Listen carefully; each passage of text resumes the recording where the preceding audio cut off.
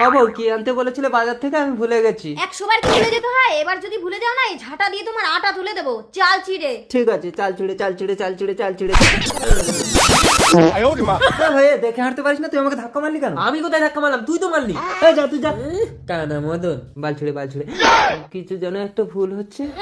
বউ কি আনতে বলেছিল? যাই বউর কাছ থেকে শুনে আসি। না না, এবার গেলে বউ আমাকে ঝাঁটা দিয়ে আটা তুলে দেবে।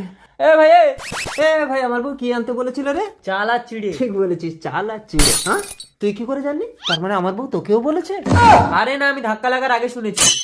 তাই বল, নইলে আমার বউ না আমাকে ভীষণ ভালোবাসে। মোটেও না। এই তুই বিশ্বাস করছিস না তো? ঠিক আছে, আমার সাথে চল, আমি আড়ালে লুকিয়ে থাকবো। তুই আমার বউকে গিয়ে বলবি তোমার স্বামী গাড়ি অ্যাক্সিডেন্টে মারা গেছে, তারপর দেখবি কান্না কাকে বলে। চল। रुको जरा।